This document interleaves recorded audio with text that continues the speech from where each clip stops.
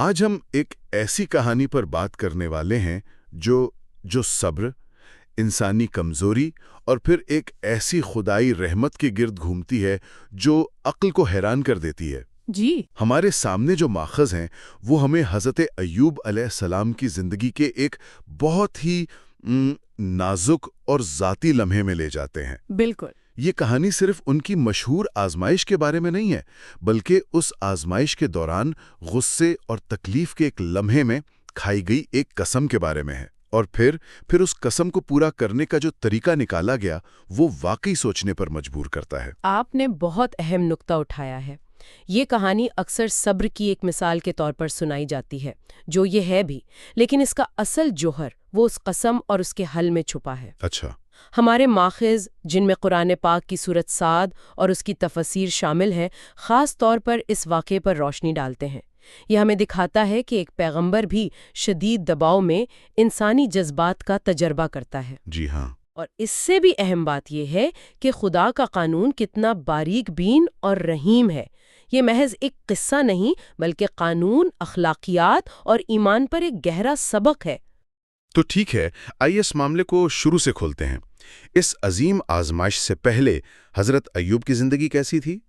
ماخذ ہمیں بتاتے ہیں کہ وہ صرف ایک نبی ہی نہیں تھے، بلکہ دنیاوی اعتبار سے بھی ایک انتہائی کامیاب اور خوشحال انسان تھے۔ جی، بے تحاشا دولت، سرسبز باغات، وسیع و عریض زمینیں، اور بہت سی صحت مند اولاد، مطلب ہر وہ نعمت موجود تھی جس کا کوئی تصور کر سکتا ہے۔ اور یہ پس منظر کہانی کو سمجھنے کے لیے بہت بہت ضروری ہے۔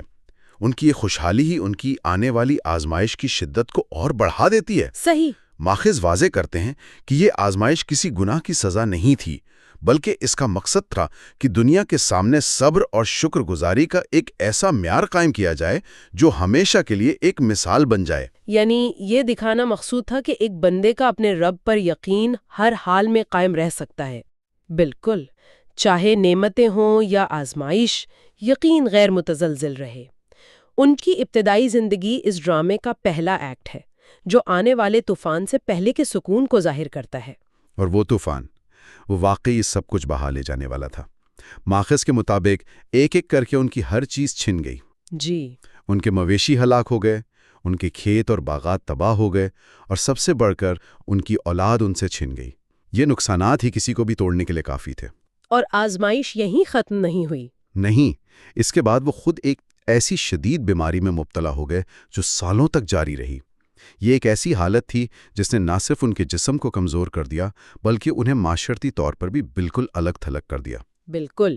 اور اس مکمل تنہائی اور مایوسی کے عالم میں جب سب دوست احباب ساتھ چھوڑ گئے، صرف ایک ہستی ان کے ساتھ ثابت قدم رہیں۔ ان کی بیوی؟ جی، ان کی وفادار بیوی، جن کا نام تفاسیر میں حضرت رحمہ بتایا جاتا ہے۔ ان کا کردار اس کہانی میں مرکزی حیثیت رکھتا ہے۔ وہ نہ صرف ان کی تیمارداری کرتی، بلکہ ماخذ بتاتے ہیں کہ وہ لوگوں کے گھروں میں کام کاج کر کے اپنے اور اپنے شوہر کے لیے رزق کا بندوبست کرتی تھیں۔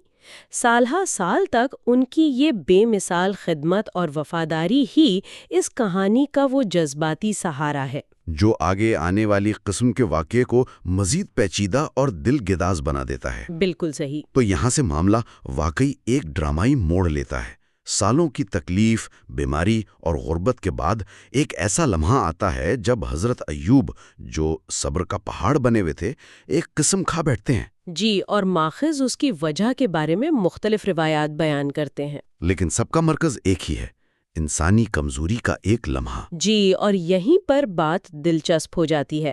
قرآن پاک خود اس قسم کی وجہ بیان نہیں کرتا، جو اپنے آپ میں ایک گہری حکمت ہے۔ اچھا؟ جی، یہ اس واقعے کو کسی ایک وجہ تک محدود کرنے کے بجائے اسے انسانی فطرت کی ایک عالمگیر عکاسی بنا دیتا ہے۔ تاہم بعد کی تفاسیر کچھ ممکنہ منظرنامے پیش کرتی ہیں۔ جیسے؟ ایک اور روایت کے مطابق وہ کسی دن کام سے تھوڑی دیر سے لوٹیں، جس پر حضرت ایوب کو خیال گزرا کہ شاید وہ انہیں چھوڑ کر چلی گئی ہیں۔ تو وجہ جو بھی ہو، اس شدید تکلیف اور جذباتی دباؤ کے عالم میں ان کی زبان سے قسم نکل گئی۔ جی، قسم یہ تھی کہ اگر اللہ نے مجھے شفا دی تو میں تمہیں 100 کوڑے ماروں گا۔ ایک منٹ، یہ بات ہضم کرنا تھوڑا مشکل ہے۔ ایک نبی جو صبر کی علامت ہیں اپنی اس بیوی کے لیے ایسی قسم کھا رہے ہیں جو ان کی سب سے بڑی حمایتی رہی ہیں۔ آپ کا سوال بالکل بجا ہے، یہی اس کہانی کا سب سے بڑا تضاد اور سبق ہے۔ یہ تو ان کے کردار سے بالکل میل نہیں کھاتا۔ دیکھیں، یہ ہمیں یاد دلاتا ہے کہ بڑے سے بڑا انسان بھی انسانی کمزوری کے لمحات سے گزر سکتا ہے۔ ایک اور گہری تشریح یہ ہے کہ یہ قسم دراصل بیوی کے خلاف نہیں بلکہ اس مایوسی کے لمحے کے خلاف ایک رد عمل تھا۔ اچھا، یہ ایک نیا زاویہ ہے۔ جی، یہ اپنے ہی صبر کے قلعے میں پڑنے والی ایک معمولی سی دراڑ پر غصے کا اظہار تھا۔ انہوں نے اس خیال کو خود سے دور کرنے کے لیے قسم کھائی جو ان کے توکل کو ایک لمحے کے لیے متزلزل کر سکتا تھا۔ یہ عمل بیوی کو سزا دینے کے ارادے سے زیادہ اپنے ایمان کو دوبارہ مضبوط کرنے کا ایک شدید جذباتی رد عمل تھا۔ یہ زاویہ اسے ایک نئی روشنی میں دکھاتا ہے۔ تو اس قسم کے بعد کیا ہوا؟ ان کی دعا قبول ہوتی ہے، ٹھیک ہے؟ جی ہاں، ان کے صبر کا امتحان اپنے اختتام کو پہنچا۔ اللہ نے ان کی دعا قبول فرمائی اور انہیں حکم دیا کہ اپنا پاؤں زمین پر ماریں۔ اور وہاں سے پانی کا ایک چشمہ پھوٹ پڑا۔ جی، جس سے نہا کر اور پی کر انہیں مکمل شفا مل گئی۔ ماخذ بتاتے ہیں کہ اللہ نے نہ صرف ان کی صحت بحال کی بلکہ ان کی تمام کھوئی ہوئی دولت اور اولاد بھی پہلے سے دگنی کر کے لوٹا دی۔ بالکل، ہر طرف خوشیاں اور شکر گزاری تھی، لیکن اس سب کے بیچ وہ ایک قسم کی زنجیر میں جکڑے ہوئے تھے۔ تو اب وہ ایک عجیب دوراہے پر کھڑے تھے۔ ایک طرف ان کی وہ وفادار بیوی جس کی قربانیوں کا بدلہ احسان سے دینا چاہیے تھا، اور دوسری طرف اللہ کے نام پر کھائی گئی قسم جسے پورا کرنا ایک مذہبی فریضہ تھا۔ وہ کرتے تو کیا کرتے؟ قسم توڑتے تو گناہگار ہوتے، اور اگر پوری کرتے تو ایک بے گناہ پر ظلم ہوتا۔ یہ تو ایک ناممکن صورتحال لگ رہی ہے۔ بالکل، اور یہ کشمکش اس کہانی کا کلائمیکس ہے۔ یہ شکر گزاری اور فرض کی ادائیگی کے درمیان ایک گہرا اخلاقی اور روحانی تصادم تھا۔ وہ اپنی بیوی کو ذرا سی بھی تکلیف نہیں پہنچانا چاہتے تھے، لیکن اللہ کے نام کا تقدس بھی ان کے لیے سب سے مقدم تھا۔ جی، تو وہ اس مشکل میں اللہ ہی کی طرف رجوع کرتے ہیں، اور یہیں پر خدائی رحمت اپنے پورے جوبن پر نظر آتی ہے۔ تو پھر حل کیا نکلا؟ وہ اس مشکل سے کیسے باہر آئے؟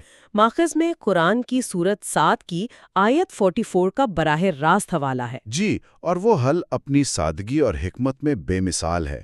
اللہ تعالیٰ نے وحی کے ذریعے فرمایا، وَخُذْ بِيَدِكَ ضِغْثًا فَاضْرِب بِهِ وَلَا تَحْنَثْ، اور اپنے ہاتھ میں تنکوں کا ایک گٹھا لے لو اور اس سے مارو اور اپنی قسم نہ توڑو۔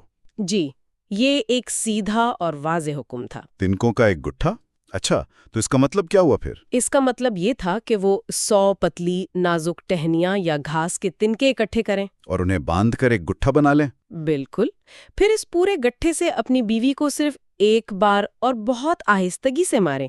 اس طرح ٹیکنیکلی اور علامتی طور پر 100 ضربیں ایک ہی وار میں پوری ہو گئیں۔ واہ، مطلب قسم کا لفظی تقاضا بھی پورا ہو گیا، اور ان کی بیوی کو کوئی جسمانی تکلیف بھی نہیں پہنچی۔ یہ ایک ایسا حل تھا جس نے قسم کے تقدس کو بھی قائم رکھا اور اس وفادار بیوی کے وقار اور عزت کو بھی محفوظ رکھا۔ آپ نے بالکل صحیح کہا۔ اسے قانونی لوپ ہول کہنا اس کی حکمت کو کم کرنے کے مترادف ہوگا۔ تو یہ ایک خدائی قانونی راستہ تھا، لیکن اس کا مقصد سزا سے بچنا نہیں بلکہ انصاف اور رحمت کو ایک ساتھ قائم رکھنا تھا۔ بالکل، یہ دراصل قانون کی روح کو سمجھنے کا درس ہے۔ قسم کا اصل مقصد بیوی کو اذیت دینا نہیں تھا بلکہ ایک لمحاتی غصے اور بے بسی کا اظہار تھا۔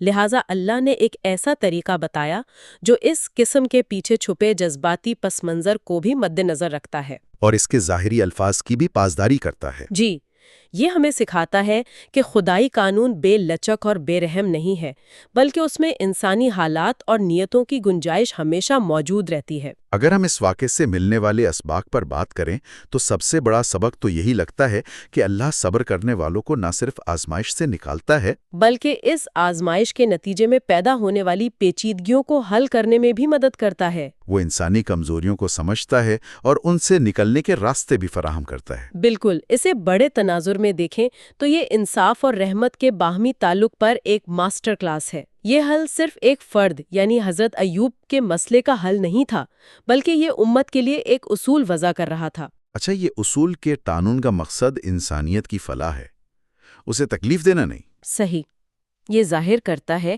کہ جب نیت نیک ہو اور انسان ایک مشکل میں پھنس جائے تو اللہ اس کے لیے ایسے راستے کھولتا ہے جو اصول اور ہمدردی دونوں کو ساتھ لے کر چلتے ہیں۔ ماخذ اسی نتیجے پر پہنچتے ہیں کہ اللہ اپنے ان بندوں کو تنہا نہیں چھوڑتا جو تقوی اختیار کرتے ہیں۔ جو بات مجھے سب سے زیادہ متاثر کر رہی ہے وہ یہ ہے کہ اس حل میں کتنی نزاکت ہے۔ یہ کوئی عام معافی نہیں ہے کہ چلو قسم توڑ دو، نہیں، بالکل نہیں۔ قسم کی حرمت کو برقرار رکھا گیا لیکن اس کی تکمیل کا طریقہ بدل دیا گیا۔ اس میں ایک بہت گہرا پیغام ہے۔ اور پیغام یہ ہے کہ اصولوں پر قائم رہنا ضروری ہے، لیکن ان پر عمل درآمد کا طریقہ حالات کے مطابق رحم دلانا ہو سکتا ہے۔ یہی اس کی خوبصورتی ہے۔ یہ ہمیں سکھاتا ہے کہ سختی اور نرمی، اصول اور ہمدردی ایک دوسرے کی ضد نہیں ہیں۔ ایک ہی عمل میں دونوں جمع ہو سکتے ہیں۔ وہ تنکوں کا گٹھا ایک ہی وقت میں قسم کی تکمیل کی علامت بھی ہے اور بے پناہ رحمت کی بھی۔ اور یہ ہمیں یہ بھی سوچنے پر مجبور کرتا ہے کہ ہم اپنی زندگی میں قوانین اور اصولوں کو کس طرح دیکھتے ہیں۔ کیا ہم صرف لفظوں پر اڑے رہتے ہیں یا ان کے پیچھے کی روح کو سمجھنے کی کوشش کرتے ہیں؟ بالکل۔ حضرت ایوب کی کہانی یہ بتاتی ہے کہ حقیقی حکمت ان دونوں کے درمیان توازن قائم کرنے میں ہے۔ یہ واقعی ایک بہت پر اثر کہانی ہے کہ کس طرح صبر کا انعام صرف آزمائش کے خاتمے کی صورت میں ہی نہیں ملتا، بلکہ حکمت اور رحمت کی شکل میں بھی ملتا ہے۔ یہ ہمیں دکھاتی ہے کہ ایمان کا مطلب صرف اچھے وقت میں شکر کرنا نہیں، بلکہ مشکل ترین وقت میں ثابت قدم رہنا اور پھر اپنی انسانی غلطیوں کے بعد بھی اللہ کی رحمت سے مایوس نہ ہونا ہے۔ اور یہ ہمارے لیے غور و فکر کے لیے ایک بہت اہم نقطہ چھوڑ جاتی ہے۔ وہ قسم، وہ شدید تکلیف اور دباؤ کے ایک لمحے میں کھائی گئی تھی، اور اس کی تکمیل انتہائی نرمی اور ہمدردی کا ایک عمل تھا۔ جی۔